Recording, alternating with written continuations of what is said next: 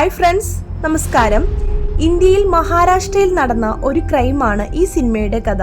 2020 ഈ സിനിമ റിലീസാവുന്നത്. ഈ സിനിമയുടെ പേര് വെൽക്കം ഹോം എന്നാണ്. വളരെ ആകാംക്ഷയോടെ ഇരുന്ന് കാണാൻ പറ്റുന്ന ഒരു സിനിമയാണിത്. വെൽക്കം ബാക്ക് ടു വഴിയറിയാതെ വിധി അറിയാതെ.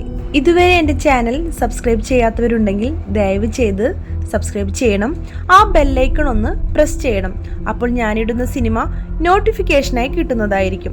ഒട്ടും സമയം കളയാതെ നമുക്ക് കഥയിലേക്ക് കടക്കാം. സിനിമയുടെ തുടക്കത്തിൽ കാണിക്കുന്നത് വിജനമായ സ്ഥലത്ത് ഇലക്ട്രിക്കൽ പോസ്റ്റിന് മാർക്കിടാൻ വരുന്ന ആളിനെയാണ്. അങ്ങനെ അയാൾ ആ പോസ്റ്റിൽ മാർക്കിട്ടതിന് ശേഷം അവിടെ ഒരു വീടിനോട് ചേർന്നിരിക്കുന്ന പോസ്റ്റിന്റെ അടുത്ത് എത്തുകയും അതിന് മാർക്കിടുകയും ചെയ്യുന്നു. ശേഷം അയാൾ വണ്ടിയിൽ കയറി വെള്ളം കുടിക്കാൻ വേണ്ടി നോക്കുമ്പോൾ കുപ്പിയിൽ വെള്ളം തീർന്നിരിക്കുന്നു. അങ്ങനെ ആ വീട്ടിൽ ചെന്ന് കുറച്ച് വെള്ളം ചോദിക്കാൻ വേണ്ടി വരുമ്പോൾ അവിടെയുള്ള കൂട്ടിൽ പശുവിനെ കണ്ടു. ആ വീട്ടിൽ ആൾതാമസമുണ്ടെന്ന് മനസ്സിലാക്കിയ അയാൾ നേരെ അവിടുത്തെ ഡോറിൽ തട്ടി നോക്കി. അനക്കമില്ലാത്തതുകൊണ്ട് അയാൾ തട്ടിയിട്ടേ നിന്നു.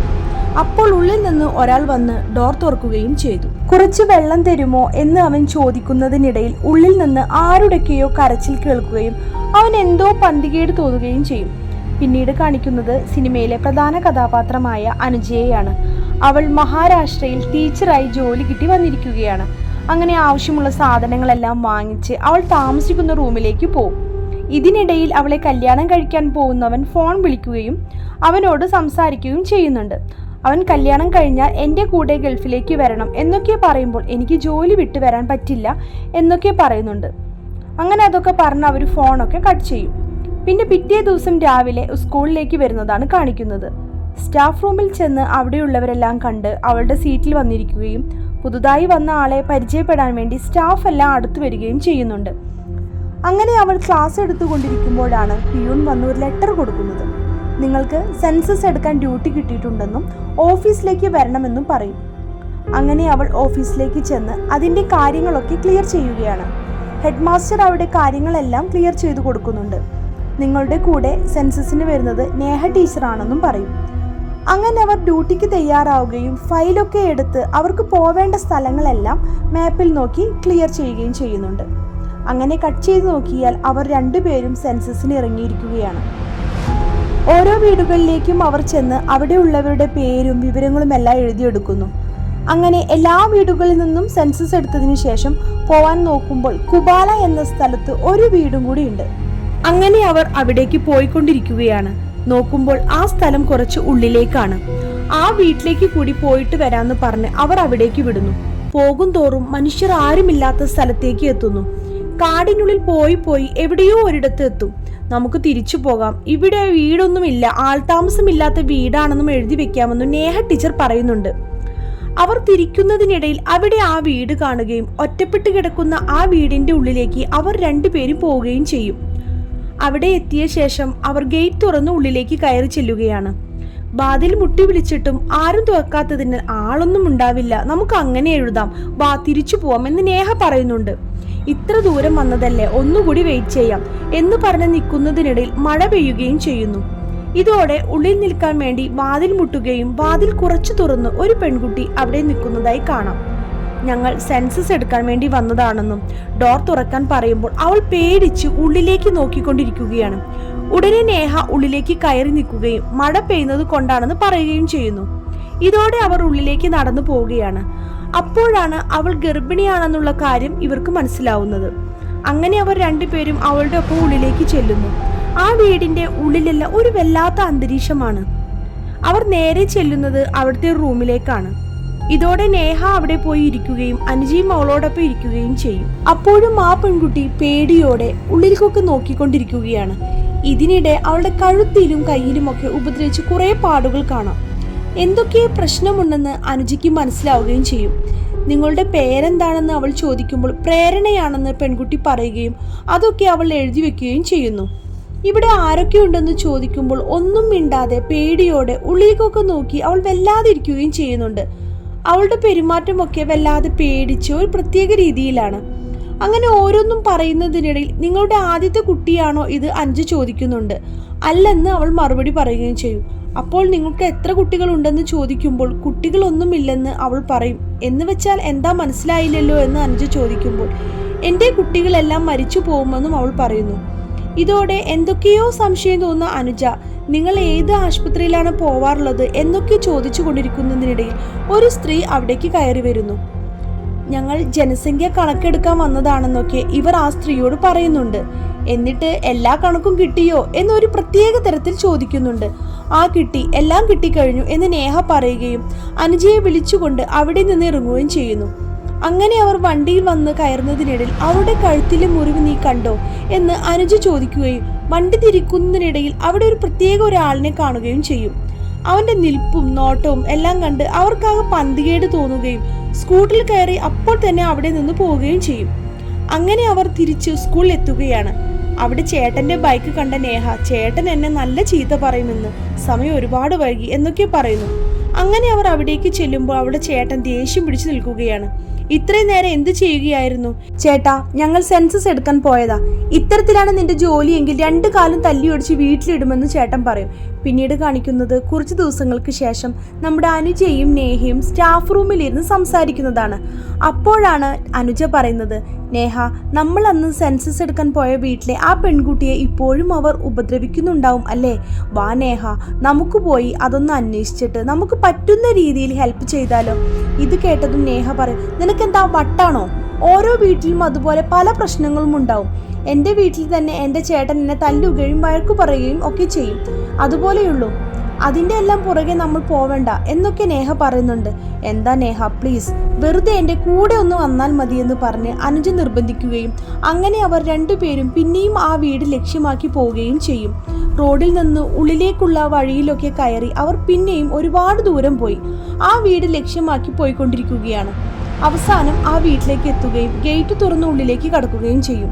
ഇതൊക്കെ മുകളിൽ നിന്ന് അവൻ കാണുകയും നിങ്ങൾ പിന്നെയും വന്നോ, ഞാൻ കതക് തുറന്നു തരാമെന്ന് പറഞ്ഞ് അവൻ കതക് തുറന്ന് അവർ ഉള്ളിലേക്ക് വരികയും അവിടുത്തെ അമ്മയുടെ റൂമിലേക്ക് ചെന്നിരിക്കുകയും ചെയ്യുന്നു. അവിടെയുള്ളവന്റെ നോട്ടമൊക്കെ ഒരു പ്രത്യേക രീതിയിലാണ്. പ്രേരണ എവിടെയെന്ന് ചോദിക്കുമ്പോൾ അവൾക്ക് സുഖമില്ലെന്ന് അവൻ പറയുകയും ഉടൻ അമ്മ അവനോട് ആംഗ്യം കാണിക്കുകയും ചെയ്യും. അപ്പോൾ തന്നെ അവൻ അവിടെ നിന്ന് പോവുകയും അല്പസമയത്തിന് ശേഷം മറ്റൊരാൾ വിളിച്ചുകൊണ്ട് അവിടേക്ക് വരികയും ചെയ്യുന്നു. 2 പേര് സെൻസസ് എടുക്കാൻ വന്നില്ലെന്ന് പറഞ്ഞില്ലേ, ഇതാണ് അവരെ എന്നൊക്കെ അയാളോട് പറയുന്നുണ്ട്. ആവശ്യമുള്ളത് ചോദിച്ചോളാം ആംഗ്യം കാണിക്കുകയും ചെയ്യുന്നു. ഇവിടെ എത്ര പേരുണ്ടെന്ന് അവർ ചോദിക്കുമ്പോൾ അയാൾ ആംഗ്യം കാണിക്കുകയും അതിനനുസരിച്ച് ആ സ്ത്രീ പറയുകയും ചെയ്യുന്നു. അയാൾ ഒന്നും മിണ്ടാത്തത് കണ്ട് അവർ കൺഫ്യൂഷനായി ഇരിക്കുമ്പോൾ അദ്ദേഹം 5 വർഷത്തിന് മൗനവ്രതത്തിലാണ്, ഇനി 2 വർഷം കൂടി ബാക്കിയുണ്ട് എന്ന് ആ സ്ത്രീ പറയും. ഉടൻ കുഞ്ഞിന് സുഖമാണോ എന്ന് അവർ ചോദിക്കുകയും പെട്ടെന്ന് അവരുടെ മുഖം മാറുകയും ചെയ്യുന്നു. അന്ന് കണ്ടപ്പോൾ ഗർഭിണിയായിരുന്നു, ഇപ്പോൾ അവൾ പ്രസവിച്ച് കാണുമല്ലോ എന്ന് അവർ പറയുമ്പോൾ അയാൾ ഒന്നും മിണ്ടാതെ എഴുന്നേറ്റ് പോവുകയും കുഞ്ഞ് 2 ആഴ്ച മുന്നേ മരിച്ചുപോയെന്ന് ആ സ്ത്രീ പറയുകയും ചെയ്യുന്നു. ഇതോടെ എന്തോ പന്തികേടുണ്ടെന്ന് മനസ്സിലാവുന്ന അവർ പതിയെ അവർ ഇറങ്ങി പോവാൻ ശ്രമിക്കുന്നു. അവർ പെട്ടെന്ന് വണ്ടിയുടെ അടുത്തേക്ക് പോകുന്നതിനിടെ നല്ല മഴ പെയ്യുകയും മഴ നനയാതെ കുറച്ചു നേരം ഇവിടെ കയറി നിൽക്കാൻ ആ സ്ത്രീ വിളിച്ചു പറയുകയും ചെയ്യുന്നു. അവർ എങ്ങനെയെങ്കിലും വണ്ടി എടുക്കാൻ ശ്രമിക്കുന്നതിനിടയിൽ അവിടെയുള്ളവൻ കുടയുമായി നേഹയുടെ അടുത്തേക്ക് വന്നു നിൽക്കുന്നു. പെട്ടെന്ന് വണ്ടിയെടുക്കാൻ നേഹ പേടിച്ചു പറയുകയും എന്നാൽ അവർ വണ്ടിയെടുക്കാൻ ശ്രമിച്ചിട്ട് ഒരു വിധത്തിലും വണ്ടി സ്റ്റാർട്ട് ആവുന്നില്ല. ഈ മഴയത്ത് നമുക്ക് എന്തായാലും പോവാൻ പറ്റില്ല, മഴ തോരാതെ ഒരു വഴിയുമില്ലെന്നും അവർ പറയുന്നുണ്ട്. ഇതോടെ തിരിച്ചു പോവാൻ കഴിയാതെ പെട്ടിരിക്കുകയാണ്. അങ്ങനെ അന്ന് രാത്രിയാവുന്നു. അവർ വീട്ടിലുള്ളവരോടൊപ്പം ആഹാരം കഴിക്കാൻ ഇരിക്കുകയാണ്. ഗോല എന്ന ആൾ വന്ന് അവർക്ക് ഓരോരുത്തർക്കും ആഹാരം വിളമ്പി കൊടുക്കുന്നു. അവരോടൊപ്പം പ്രേരണയും കഴിക്കാൻ ഇരിക്കുന്നുണ്ട്. വിളമ്പിയ ശേഷവും ആരും ഒന്നും കഴിക്കാതിരിക്കുന്നത് കണ്ട് നേഹ കഴിക്കാൻ ശ്രമിക്കുകയും അയാൾ തടയുകയും ചെയ്യുന്നു. എന്താണെന്ന് മനസ്സിലാവാതെ അവർ ഇരിക്കുമ്പോൾ ഗോല അവിടേക്ക് വരികയും പശുവിന് തീറ്റ കൊടുത്തോ എന്ന് ആ സ്ത്രീ ചോദിക്കുമ്പോൾ കൊടുത്തു എന്ന് അവൻ മറുപടി പറയുകയും ഇതോടെ അവരോട് കഴിക്കാൻ പറയുകയും ചെയ്യുന്നു. കഴിക്കുന്നതിനിടയിൽ അവർ പ്രേരണയാണ് ശ്രദ്ധിക്കുന്നത്. ഇന്ന് പോവാൻ കഷ്ടമാണെന്നും ഇവിടെ റൂം തരാമെന്നും ആ സ്ത്രീ പറയുന്നുണ്ട്. അതിനിടയിൽ ഗോല അവർക്കുള്ള റൂം കാണിച്ചു കൊടുക്കുന്നുണ്ട്. അപ്പോഴും അവൻ വല്ലാതെ നോക്കിക്കൊണ്ടിരിക്കുകയും അവന് പുറത്തു പോയ ഉടനെ അനുജ ഡോർ അടക്കുകയും ചെയ്യും. ശേഷം അനുജ വന്ന് ജനൽ തുറന്നു നോക്കുമ്പോൾ അവിടെ നിന്ന് പുറത്തേക്ക് കാണാൻ കഴിയുന്നുണ്ട്. അന്ന് അർദ്ധരാത്രി ആയിരിക്കുകയാണ്. മൊത്തത്തിൽ ആകെ സൈലന്റായി കിടക്കുകയാണ്. അപ്പോഴും ഇവർ ഉറങ്ങിയിട്ടില്ല. ഉറക്കം വരാത്തത് കൊണ്ട് പുറത്തേക്ക് നോക്കിയിരിക്കുകയാണ്. അവിടെ മൊത്തം ഇരുട്ടാണ്. ആകെ കാട് പിടിച്ചു കിടക്കുന്നതും വെളിച്ചം വന്നാലും വഴി കണ്ടുപിടിക്കാൻ പ്രയാസമുള്ള സ്ഥലം. ഇനി എന്തായാലും നേരം വെളുക്കട്ടെ എന്ന് വിചാരിച്ചിരിക്കുകയാണ് അവർ. നേഹയുടെ ചേട്ടൻ ഫോൺ വിളിച്ചുകൊണ്ടേയിരിക്കുന്നുണ്ട്. അവൾ ഫോൺ എടുക്കുന്നില്ല. അയാൾക്ക് അല്ലെങ്കിലും ചെറിയ ചെറിയ കാര്യത്തിന് വലിയ ദേഷ്യമാണ്. നേഹ ഈ കാര്യങ്ങളെല്ലാം അനുജയോട് പറയുന്നു. അപ്പോൾ പെട്ടെന്ന് അനുജ പേടിച്ച് അവിടെ ഉണ്ടായിരുന്ന ഒരു കമ്പിയൊക്കെ എടുത്തിട്ടാണ് ഡോർ തുറക്കുന്നത്. നോക്കുമ്പോൾ അത് ഗോലയാണ്. അവൻ വെള്ളം കൊണ്ടുവന്നതാണ്. ഗോലയെ കണ്ടതും അവനെ ഒന്ന് തെറ്റിദ്ധരിപ്പിക്കാൻ വേണ്ടി നമ്മുടെ നേഹ അവിടെ ചേട്ടന് സംസാരിക്കുന്നത് പോലെ അഭിനയിക്കുന്നുണ്ട്. ഞങ്ങൾ ഇങ്ങനൊരു വീട്ടിലുണ്ട് എന്നൊക്കെ വീട്ടുകാർക്ക് അറിയാം എന്നൊരു തരത്തിലാണ് അവൾ സംസാരിക്കുന്നത്. അയാൾ പോയി കഴിഞ്ഞപ്പോൾ ശരിക്കും അവളുടെ ചേട്ടനെ വിളിക്കുന്നു. ചേട്ടാ, ഞാൻ അനുജയുടെ വീട്ടിലുണ്ട്. അനുജയ്ക്ക് സുഖമില്ല, അതുകൊണ്ട് ഞാൻ ഒരു ദിവസം അവളുടെ കൂടെ നിൽക്കുകയാണ്. നാളെ രാവിലെ തന്നെ വീട്ടിലേക്ക് വരാമെന്ന് പറയുന്നു. ഈ നേരത്ത് ആ മൗനവൃത്തിയിലുള്ള ആൾ ആ വയസ്സായ ലേഡിയുടെ കാലൊക്കെ തിരുമ്മിക്കൊടുത്ത് അവിടെ നിൽക്കുന്നുണ്ട്. ആ സമയത്ത് ഗോല അവിടെ ചെന്ന്, ചേട്ടാ, ആ 2 പെണ്ണുങ്ങളും സംസാരിക്കുന്നത് ഞാൻ കേട്ടു. അവർ ഇവിടെ വന്നിരിക്കുന്ന കാര്യം അവരുടെ വീട്ടുകാർക്കൊന്നും അറിയില്ല. അവർ എൻ്റെ മുന്നിൽ അഭിനയിക്കുന്നൊക്കെ ശ്രമിച്ചു. ചേട്ടാ, ഞാൻ ഈ സമയത്ത് അവിടേക്ക് പോയിക്കോട്ടെ എന്ന് ചോദിക്കുമ്പോൾ മൗനവൃത്തത്തിലുള്ള ആൾ ആംഗ്യം ഒന്നും കാണിക്കുന്നില്ല. ഒന്നും കേൾക്കാതെ അവിടെ ഇരുന്ന് ആ വയസ്സായ ലേഡിയുടെ കാൽ തിരുമ്മിക്കൊണ്ടിരിക്കുകയാണ്. പിന്നെയും അവൻ ഇത് തന്നെയാണ് ചോദിക്കുന്നത്. അയാൾ വേണ്ട എന്ന് ആംഗ്യം കാണിക്കുകയും അതോടെ ഗോല അവിടെ നിന്ന് എഴുന്നേറ്റ് പോവുകയും ചെയ്യും. വയസ്സായ ആ ലേഡി പറയും, നീ എന്തിനാ അവനെ മുടക്കുന്നത് എന്നൊക്കെ ചോദിക്കുന്നുണ്ട്. അതേ സമയത്ത് രാത്രി ഒരുപാടായിട്ടും അനുജ ഉറങ്ങാതെ ആ ജനാലയുടെ അടുത്തിരിക്കുന്നു. പുറത്ത് ആരോ നടക്കുന്ന ശബ്ദം കേട്ട് അവൾ തിരിഞ്ഞു നോക്കുമ്പോൾ ആ മൗനവൃത്തത്തിലുള്ള അയാൾ ലൈറ്റൊക്കെ അടിച്ച് ആ വീടിന്റെ ഷെഡിലേക്കാണ് കയറി പോകുന്നത്. അയാൾ ആ ഷെഡ് തുറന്നപ്പോൾ അതിനകത്ത് ഒരാളുടെ ശരീരത്തിന്റെ പകുതി കാണാം. ഒരു ഡെഡ് ബോഡി പോലെ ആ ഷെഡിനകത്ത് കിടക്കുന്നു. അനുജ ആകെ ഒരുമാതിരിയായിപ്പോയി. അവൾ ചാടി എഴുന്നേറ്റ് നേഹയെ വിളിച്ചുണർത്തി. നേഹ, എഴുന്നേക്ക്, ശബ്ദമുണ്ടാക്കല്ലേ, ഞാൻ പറയുന്നത് ശ്രദ്ധിച്ച് കേൾക്കണം. ഇവരാരും നമ്മൾ വിചാരിക്കുന്ന പോലെയല്ല. പുറത്തൊരു ഡെഡ് ബോഡി കണ്ടു. നേഹ ഒന്ന് സ്റ്റെക്കായ പോലെ നിൽക്കുന്നുണ്ട്.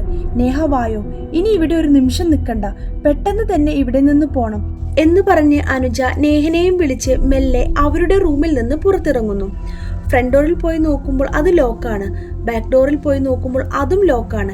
ഇവർ മെല്ലെ മെല്ലെ നടന്നു വന്ന് ആ വയസ്സായ ലേഡിയുടെ റൂമിൽ വന്ന് നോക്കുമ്പോൾ അവിടെയുണ്ട് താക്കോൽ. നേഹ താക്കോൽ എടുക്കാൻ ശ്രമിക്കുന്നു. ചെറുതായിട്ടൊന്ന് കയ്യിൽ നിന്ന് പോയെന്ന് കരുതി. പക്ഷെ ആ ചെറിയ സൗണ്ട് ആ ഓൾഡ് ലേഡി കേട്ടില്ല. അവർ നല്ല ഉറക്കത്തിലാണ്. ഈ ഓൾഡ് ലേഡിയുടെ റൂമിൽ നിന്ന് ഇവർ താക്കോൽ മാത്രമല്ല എടുക്കുന്നത്, അവിടെയുള്ള ടോർച്ച് കൂടി എടുത്തിട്ടുണ്ട്. പുറത്ത് കടന്നാൽ കാടും പിന്നെ ഇരുട്ടുമാണല്ലോ. അതുകൊണ്ട് ഇവർക്ക് പുറത്ത് കടക്കണമെങ്കിൽ വെളിച്ചം വേണമല്ലോ. അങ്ങനെ ഇവർ 2 പേരും ശബ്ദമുണ്ടാക്കാതെ പുറകുവശത്തേക്ക് ഗ്രിൽ തുറന്ന് പുറത്തേക്ക് ഇറങ്ങുകയാണ്. അപ്പോൾ നമ്മുടെ നേഹയ്ക്കൊരു സംശയം. നീ കണ്ടത് ശവം തന്നെയല്ലേ? അത് നിനക്ക് ഉറപ്പാണോ? അതോ? അയാൾ ആ ഷെഡിനകത്ത് കയറി അവിടെ നിന്ന് തിരിച്ചിറങ്ങുമ്പോൾ അതിനകത്തൊരു ശവമുണ്ടായിരുന്നു. ഞാൻ കണ്ടതാ. നീ കണ്ടത് ഇനി ശവമാണോ അതോ അതിനകത്തെ ആൾക്ക് ജീവനുണ്ടോ? അത് കേൾക്കുമ്പോൾ അനുജയ്ക്കൊരു സംശയം. ഇനി അതിൻ്റെ ഉള്ളിലുള്ള ആൾക്ക് ജീവൻ ഉണ്ടാവുമോ? അങ്ങനെ ഒരു കൺഫ്യൂഷൻ വന്നപ്പോൾ അവർ ശരി, നമുക്ക് പോയി നോക്കാം എന്ന് പറഞ്ഞ് ഷെഡിലേക്ക് പോവും. അങ്ങനെ ചെന്ന് ഷെഡിന്റെ അകത്ത് കയറിയപ്പോഴാണ് അവിടെ വെളിച്ചമില്ല. അവരുടെ കയ്യിലെ ടോർച്ച്, ഫോണിലെ ഫ്ലാഷ് ലൈറ്റ് എല്ലാം ഉപയോഗിച്ച് അവിടുത്തെ ലൈറ്റിന്റെ സ്വിച്ചൊക്കെ എവിടെയാണെന്ന് ചുറ്റും ലൈറ്റ് അടിച്ച് നോക്കുമ്പോൾ തറയിൽ ഒരാളുടെ വിരല് മുറിഞ്ഞു കിടക്കുന്നതാണ് അനുജ കാണുന്നത്. അനുജ അത് കണ്ടതും ഇവർ കണ്ടത് ശവമായിരുന്നോ അതോ? ഇതിനുള്ള ഉത്തരവുമായി അടുത്ത പാട്ടിൽ വരുന്നതായിരിക്കും.